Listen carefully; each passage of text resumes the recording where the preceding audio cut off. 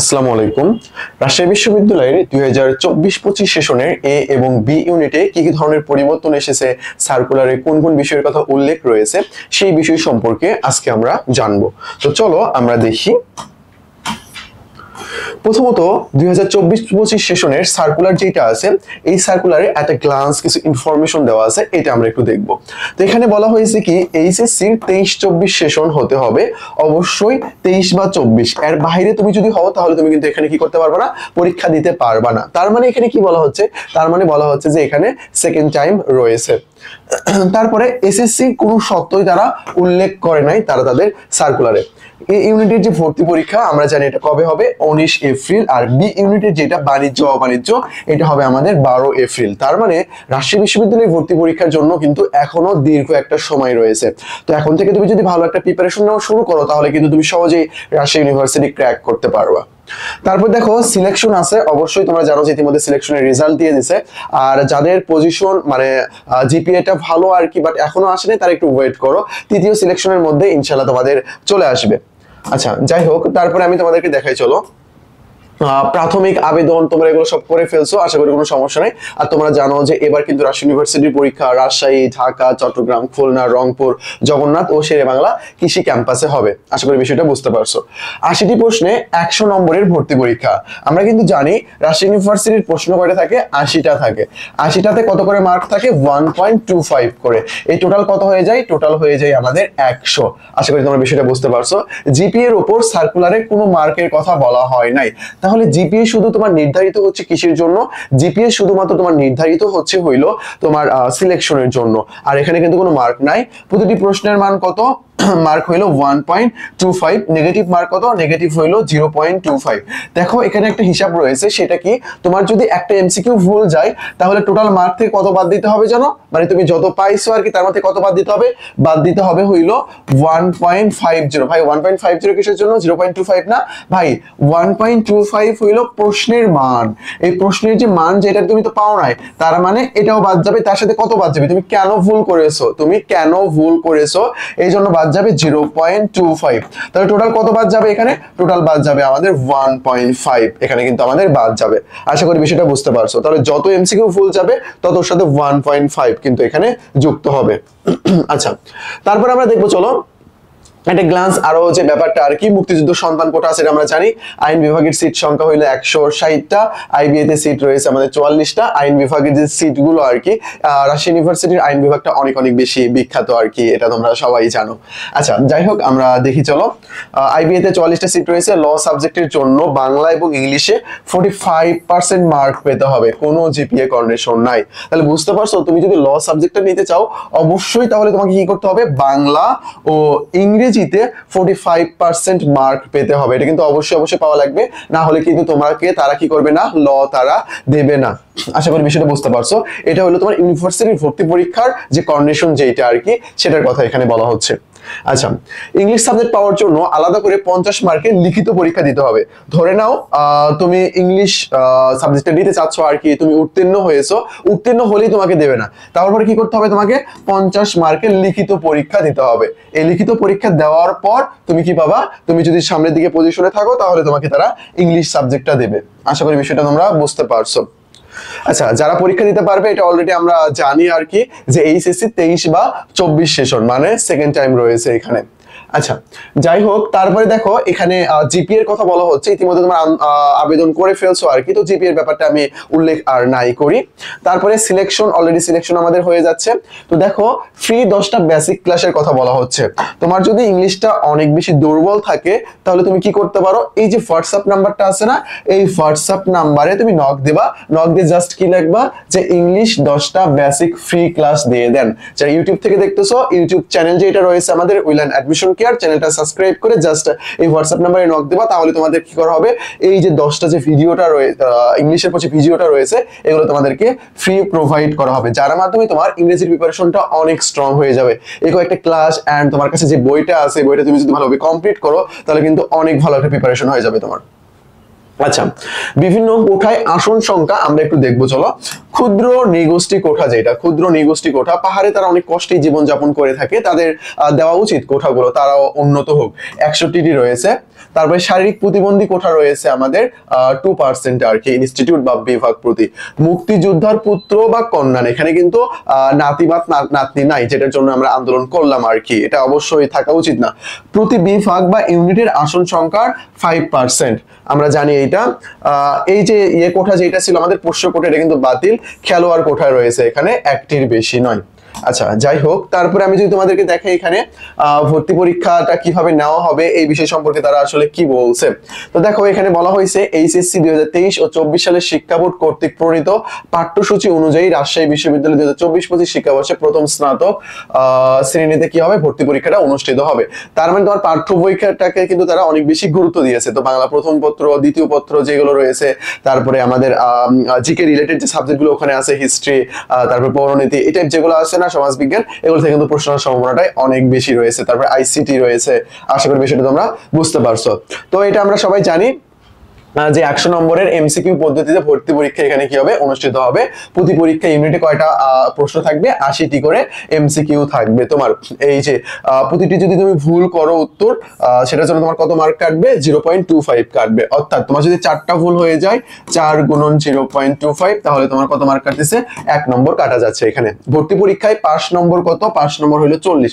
তার মানে 40-এর নিচে যদি তুমি পাও, তাহলে তুমি কিন্তু ফেল হিসেবে গণ্য হবা। আর 40 পাইলে যে তুমি যে চান্স পাবা এমন কিন্তু না। নর্মাল শিক্ষার্থী যারা আছে, কোঠার কথা বাদ দিলাম, তারা কিন্তু আরো বেশি পাইতে হবে তোমাকে।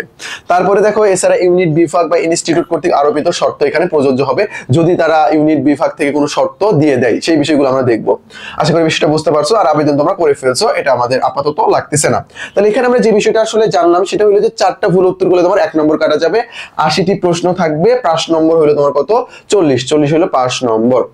তো দেখো, ইউনিট এ যেটা মানবিক, আমরা কিন্তু অনেক সময় ভুল করে ফেলি। ইউনিট এ শুনলে আমরা সায়েন্সের কথা ভাবি, বাট এটা কিন্তু আসলে না। ইউনিট এ যেটা রাজশাহী ইউনিভার্সিটির, এটা কিন্তু কোন ইউনিট, আমাদের মানবিকের ইউনিট। এখানে কলা অনুষদ রয়েছে, আইন অনুষদ রয়েছে, সামাজিক বিজ্ঞান অনুষদ, চারুকলা অনুষদ, আর একটা রয়েছে ইনস্টিটিউট।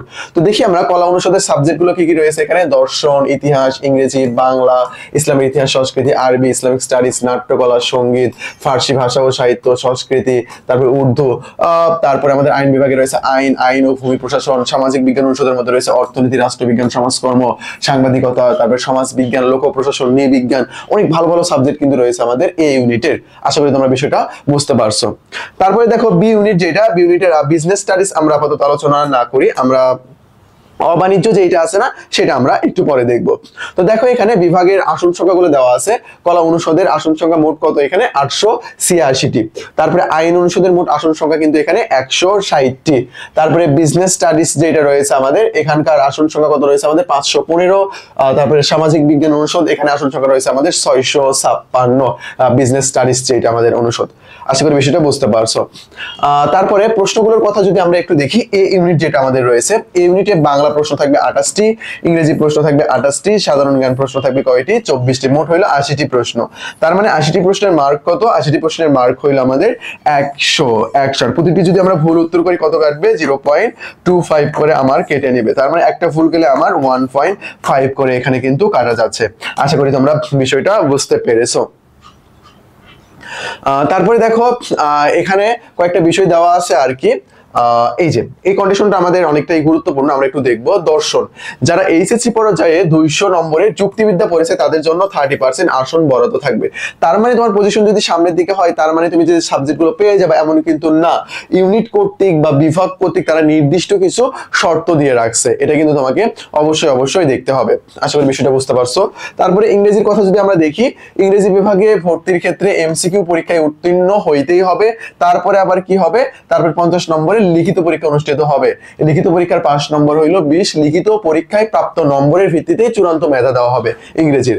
তারপর বাংলায় কি হবে, মানবিকের শিক্ষার্থী যারা রয়েছে তাদের জন্য 25% আসন কি করা হবে, বরাদ্দ দেওয়া হবে। আশা করি বিষয়টা বুঝতে পারছো। আচ্ছা, এখানে আমরা একটু দেখে নিই, কারেকশন করে নিই। 75% যেটা, এটা মানবিকের জন্য, আর বাকিদের জন্য হলো 25% আমাদের। তারপর 5, ইসলামের ইতিহাস ও সংস্কৃতি। ইসলামের ইতিহাস ও সংস্কৃতি বিভাগের কোনো শর্ত দেয় নাই তারা। আরবি তারা শর্ত দিয়ে রাখছে। মাদ্রাসা ব্যাকগ্রাউন্ডের জন্য ইসলামিক স্টাডিজেরও সেম মাদ্রাসা ব্যাকগ্রাউন্ড তারা দিয়ে রাখছে এখানে। তাহলে আমরা দেখতে পারলাম যে এখানে কিছু কিছু সাবজেক্টের আসলে কন্ডিশন রয়েছে, তারা এটা দিয়ে রাখছে আর কি। এরকম প্রত্যেকটা সাবজেক্টেরই এরকম হালকা হালকা কিছু কন্ডিশন রয়েছে। নিচের দিকে যেগুলো আছে না, রাষ্ট্রবিজ্ঞান, সমাজকর্ম, সমাজবিজ্ঞান, গণযোগাযোগ ও সাংবাদিকতা এগুলোর কিন্তু কোনো পৃথক তারা শর্ত দেয় নাই। তারপরে নাট্যকলা এটা শর্ত রয়েছে, ফার্সি ভাষা সাহিত্য এগুলোর কিছু হালকা শর্ত রয়েছে। আর আইনের শর্ত কি? আইনের শর্ত হলে বাংলা ইংরেজিতে পৃথকভাবে ন্যূনতম 45% মার্ক অবশ্যই তোমাকে ক্যারি করতে হবে। আচ্ছা, তারপরে আমরা যদি নেক্সট দেখি, চলো আমাদের নন কমার্স ইউনিট যেটা রয়েছে আমাদের বি ইউনিটের মধ্যে অন্তর্ভুক্ত, এখানকার যে কন্ডিশন গুলো আছে আমরা দেখি, চলে আসবে ওয়েট। আচ্ছা, বাণিজ্য গ্রুপ আমরা প্রথমে দেখি একটু। আমাদের বাণিজ্য গ্রুপের যে বিষয়গুলো রয়েছে এখানে পরীক্ষা দেওয়া লাগবে বাংলা, ইংরেজি, ব্যবসায়ী সংগঠন, ব্যবস্থাপনা, হিসাব বিজ্ঞান, ফাইন্যান্স, ব্যাংকিং ও বীমা অথবা উৎপাদন ও বিপণন। এটা যারা নরমালি যারা বাণিজ্য বিভাগের তাদের জন্য। অবাণিজ্য যারা রয়েছে তাদের জন্য এখানে কি কি রয়েছে? বাংলা, ইংরেজি, সাধারণ জ্ঞান। এই সাধারণ জ্ঞানের মধ্যে কি কি থাকবে? সাধারণ গণিত, অর্থনীতি, তারপরে অ্যাপটিটিউড টেস্ট, বাংলাদেশ ও আন্তর্জাতিক বিষয়াবলী। তার মানে এই সাধারণ জ্ঞানের মধ্যে কিন্তু তারা যে কোনো জায়গা থেকে প্রশ্ন করতে পারে। আশা করি তোমরা বিষয়টা বুঝতে পারছো। এবার এখানে আবার আলাদা করে আইসিটি তে কত রয়েছে? আইসিটি তে এখানে 15 রয়েছে। তো এটা কিন্তু আমাদের অবাণিজ্য গ্রুপ, অর্থাৎ যারা বিভাগ পরিবর্তন করে বাণিজ্য রিলেটেড সাবজেক্ট নিতে চাই তাদেরকে এখানে কি করতে হবে? পরীক্ষা দিতে হবে। আমি যদি আসন সংখ্যা এখানে একটু দেখাই তোমাদেরকে, যে হিসাব বিজ্ঞানের আসন সংখ্যা মোট কত রয়েছে আমাদের? 110। তার মধ্যে বাণিজ্য গ্রুপের 100, বিজ্ঞানের 7, মানবিকের হইল 3। ম্যানেজমেন্টের বাণিজ্য গ্রুপের 55, বিজ্ঞানের 40, মানবিকের 5, মোট হইল 100।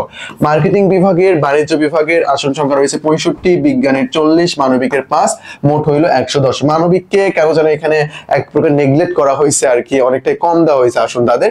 ফাইন্যান্স বিভাগ 45 দেওয়া হয়েছে, বাণিজ্য গ্রুপ, বিজ্ঞানের হইল 23, মানবিকের হইল 2।